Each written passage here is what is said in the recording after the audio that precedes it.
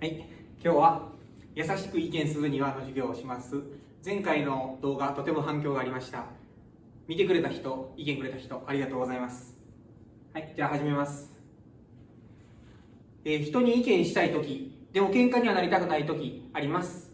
そんなときどうしたらいいかの授業です。ではまず受動パターンですね。つまり相手が何かまず言ってくれた。こうしたいな、あんなんしたいなって言ってくれたときに、それとは違う意見が言いたいってなったときのやり方ですね。はい、悪い例からじゃあいきます。悪い例は否定から入ることです。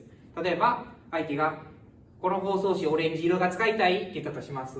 でも、ダメです。いや、ダメです。しかし、こっちの方が。っていう言い方をすると反発を見やすい。つまり、相手のオレンジがダメって言ってしまってるので、否定してると反発もね。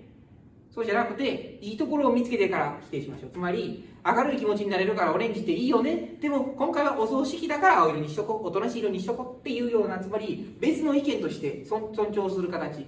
相手を否定せずに、相手を肯定してあげて、相手のいいところを見つけてあげて、その後、自分の意見として別のものを用意しましょう。つまり、2つの意見が並列するわけですね。相手を下げるわけではない状態になるわけです。だからこっちの方が優しく意見できてますね。相手と喧嘩になりにくいです。こんな風にしてみましょう。次、能動パターンですね。この能動パターンっていうのは相手の行動に対してです。つまり、相手がこっちに向かって何か言ってきてるわけではなくて、自分が相手の行動に対して何か言うパターンですね。この時の例として、悪いパターンからじゃあさっきと同じように入ります。注意するパターンですね。プリンターの例を挙げます。大きいプリンターと小さいプリンターがあって、大きいプリンターの方が早く動きますので、早く使う方がいいかなと自分は思ったので、小さいプリンターを使ってコピーしている人に向かって注意してみましょう。どうして小さいプリンターを使っているんだ、大きいプリンターを使えよ。つまりこれは悪い例ですね。何々するな、何々はダメ、何々をしろになってますね。この場合反発を生むさっきと一緒ですね。はい。で、いいパターンですね。提案や質問の形にする。つまり、どうして小さいプリンターを使っているんだい？大きいプリンターもあるのに、大きいプリンターを使わないのはなぜなんだいっていう質問の形にするとか、大きいプリンターを使ってみないかいっていう提案の形にするわけですね。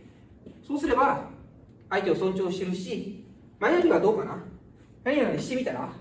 何々してないのはどうして？とかっていう聞き方にすると、相手側が、いや、小さいプリンターを使ってるのは大きいプリンターのカラーよりも小さいプリンターのカラーの方が綺麗に出るからなんですよっていうふうに、この相手側の意見を聞くことができるわけですね。で、そしたら、あ、なんだ、そうだったのか。自分は大きいプリンターの方が早い方がいいと思ってたけど、あの人は小さいプリンターの綺麗さを優先したんだっていうふうに、もしかしたら自分が間違えてるかもしれない時の保険になったりするっていうところもいいですね。